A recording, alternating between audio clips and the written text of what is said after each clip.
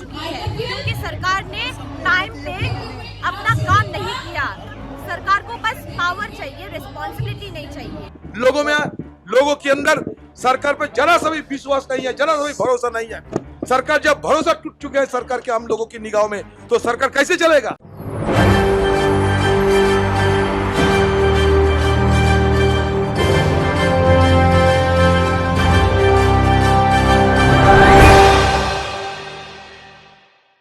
नमस्कार, मैं नाज़मीन खान और आप देख रहे हैं SPNI न्यूज। मणिपुर के हालात अभी भी संभलते हुए नजर नहीं आ रहे हैं।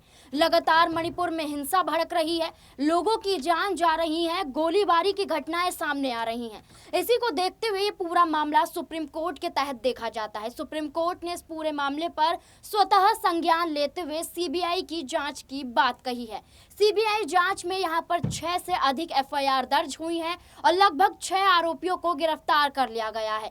5 आरोपी वो हैं जो महिलाओं को पकड़ते हुए लेकर जा रहे थे, रोड पर परेड करवा रहे थे, और 6ठा आरोपी यहाँ पर वो बताया जा रहा है जो इस घटना की वीडियो बना रहा था। यानी कि अब तक कुल मिलाकर 6 आरोपियों को मात्र भर पकड़ा गया है। इसी को लेकर सुप्रीम कोर्ट ने केंद्र सरकार को फटकार लगाई कि यहाँ पर जो घटनाएं घटी हैं, अगर आप ये कह देंगे कि पूरे देश भर में रेप की घटनाएं सामने आती हैं तो उसमें क्या जल्दबाजी करना। तो ऐसे में सुप्रीम कोर्ट ने फटकार लगाते हुए सीधे तौर पर यह कहा कि आपकी लापरवाही है कि मणिपुर में इस तरीके की घटनाएं देखी जा रही हैं। इतना ही नहीं, सिर्फ सुप्रीम कोर्ट का नहीं कहना है, यहाँ पर पीड़ित महिलाओं का भी यही कहना है। पीड़ित महिलाओं का साफ तौर पर यह कहना है कि हम अपना केस वापस ले लेंगे, लेकिन हमें ये पूरी जांच मणिपुर के तहत ही चाहिए। यानी कि जो जांच मणिपुर में हो रही है उसकी कार्यवाही भी मणिपुर में रहकर ही की जाए, सुप्रीम कोर्ट के तहत देखी जाए। आपको बता दें कि केंद्र सरकार ने एक हलफनामा दिया था कि मणिपुर में इस पूरे मामले की चर्चा ना हो, मणिपुर से अलग हटकर अलग राज्य में इस मुद्दे को उठाया जाए, पीड़ितों को वहां पर बुलाया जाए, उनसे बयान दर्ज करवाए जाएं, तमाम चीजें यानी कि मणिपुर में ना हो। लेकिन पीड़ितों ने साफ तौर पर यह कह दिया कि अगर वो ऐसा नहीं करते हैं तो वो अपना केस वापस लेने के लिए तैयार रहेंगे। इन पीड़ित महिलाओं का केस यहाँ पर वरिष्ठ वकील कपिल सिब्बल लड़ते हुए नजर आए। कपिल सिब्बल ने साफ तौर पर कहा है कि केंद्र सरकार की लापरवाही, मणिपुर के मुख्यमंत्री की लापरवाही साफ तौर पर देखी जा रही है। अब इस पूरे मुद्दे को लेकर राष्ट्रपति शासन लागू करने की भी मांग लगातार उठती हुई नजर आ रही है।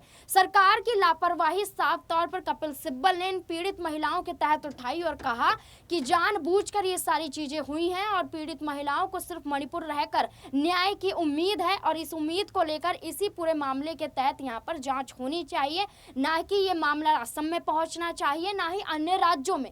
इसी को लेकर यहाँ पर मणिपुर की कुछ युवा लड़कियां हैं जो काफी कुछ मुद्दा उठाती हुई नजर आ रही हैं, सरकार पर हमला साधती हुई दिखाई दे रहे हैं। कैसे उनकी सच्चाइयां बता रही हैं, देखिए इस रिपोर्ट में।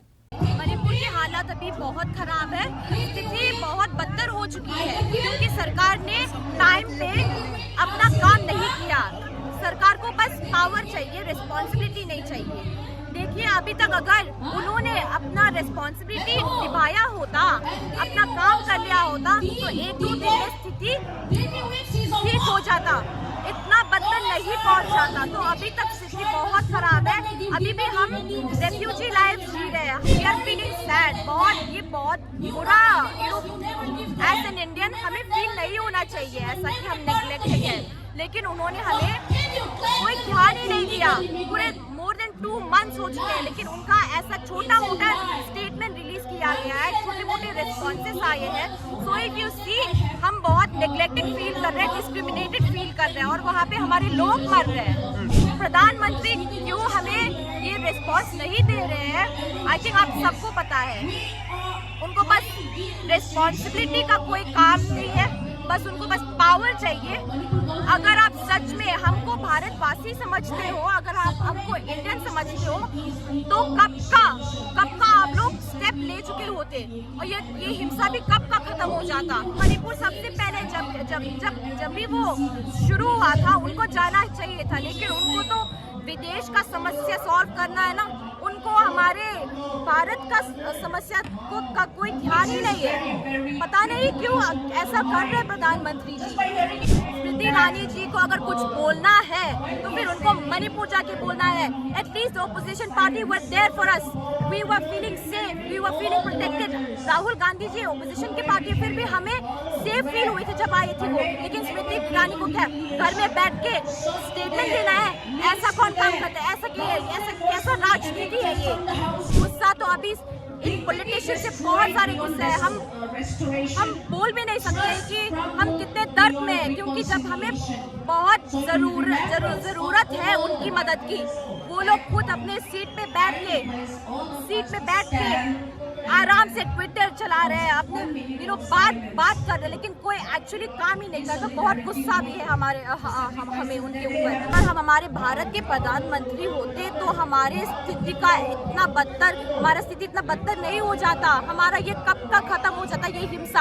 और जो अभी तक हम मांग कर रहे हैं, जो सेपरेट एडमिनिस्ट्रेशन के लिए कर रहे हैं, वो कब का हमें मिल जाता। वो काम कर रहे होते, लेकिन अभी तक कोई काम नहीं है। अभी तक लोग मरेंगे अगर वो लोग जल्दी एक्शन नहीं लेंगे तो। इलेक्शन में ऑब्वियसली देखो, तभी जब इलेक्शन का वो नाम इलेक्शन डेज आ रहे हैं, तभी वो थोड़े बात करने लग रहे हैं, वरना अभी तक तो पता है, हमें नहीं पता वो क्या कर रहे हैं। जैसे कि आपने सुना, उसके बाद सीधे तौर पर देखा जाए तो एक मामला उठता हुआ नजर आ रहा है कि मणिपुर में सरकार ने जो कदम उठाए वो वहां पर उनका फेलियर साबित होता है। अब इस पूरे मामले को लेकर राष्ट्रपति शासन लागू करने की मांग कही जा रही है और इस मांग को तेज करते हुए संसद में इसकी आवाज उठ रही है। पीड़ित महिलाएं यहाँ पर कह रही हैं, जंतर मंतर पर अलग प्रोटेस्ट देखने को मिल रहा है। इतना ही नहीं, विपक्षी पार्टियां मणिपुर भी पहुंचती हैं और वहां से उम्मीद जगाती हैं। और इसी को लेकर अधीर रंजन चौधरी जो कांग्रेस के हैं, वो भी यहाँ पर काफी कुछ बोलते हुए नजर आ रहे हैं, सरकार की कमियों को बता रहे हैं। क्या कुछ कहा है उन्होंने, देखिए इस रिपोर्ट में।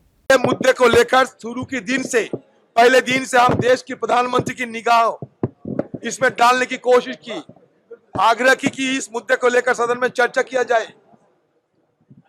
ये सरकार की नीति टूटे, इसके लिए हम बार बार गुहार लगाते आ रहे हैं, लेकिन सरकार सदन में ये बात नहीं रखना चाहते और इसके चलते एक के बाद एक दिन सदन ठप हो जाते हैं। ये सरकार बहानाबाजी करते हैं कि मणिपुर की मुद्दा एक कानून और व्यवस्था की मुद्दा, लेकिन असलियत ये नहीं है। मणिपुर की मुद्दा के साथ कानून व्यवस्था की सिर्फ कोई सरोकार नहीं है। जरूर कानून और व्यवस्था की मुद्दा है, लेकिन सिर्फ कानून का मुद्दा और व्यवस्था की मुद्दा ये अगर कहे तो इसका साथ हालात की कोई सरोकार नहीं है। मणिपुर की मुद्दा अभी एक जाति दंगा में तब्दील हो चुके हैं। ये जाति दंगा भयंकर आकार धारण कर रहे हैं। मैं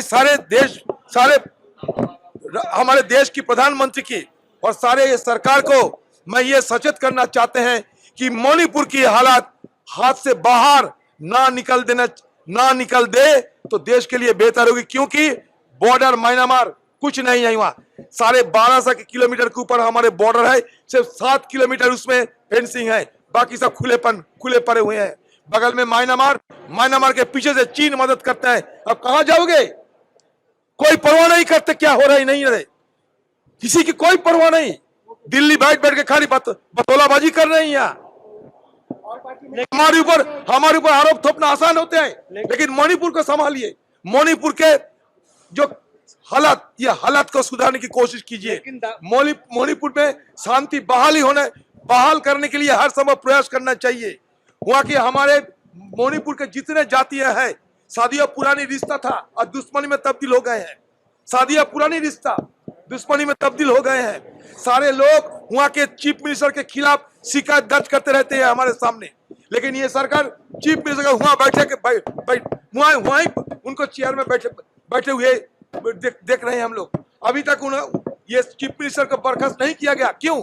सारे मणिपुर की, चाहे कुकी हो चाहे मेती हो, हर संप्रदाय के लोग ये चीफ मिनिस्टर ऑफ मणिपुर के खिलाफ शिकायत दर्ज करते थे हमें, लेकिन उनके खिलाफ कोई कार्रवाई नहीं हुआ है। लोगों के अंदर सरकार पर जरा सा भी विश्वास नहीं है, जरा सा भी भरोसा नहीं है। सरकार जब भरोसा टूट चुके हैं सरकार के हम लोगों की निगाहों में, तो सरकार कैसे चलेगा? जैसे कि आपने इन तमाम लोगों को सुना, उसके बाद सीधे तौर पर यही कहा जा रहा है कि जितना जल्द हो डीवाई चंद्रचूड़ जो चीफ जस्टिस हैं वो तुरंत फैसला लेते हुए नजर आए, क्योंकि इस पूरे मामले पर ज्यादा देरी तो हो चुकी है, अब और देरी ना हो। इसी को लेकर ये कहा जा रहा है कि एक फैसला सुप्रीम कोर्ट के तहत तो आए, लेकिन इसी के साथ साथ मणिपुर में राष्ट्रपति शासन भी लागू हो, क्योंकि सरकार वहां पर एक तरीके से विफल नजर आई है। पूरे देश को संभालने में मोदी सरकार कामयाब नहीं हुई है और मणिपुर को संभालने के लिए मुख्यमंत्री एन बीरेन कामयाब साबित नहीं हुए हैं। इसी को लेकर आवाज उठाई जा रही है। अब इस मुद्दे को लेकर आपकी क्या राय है, कमेंट बॉक्स में जरूर बताएं। धन्यवाद।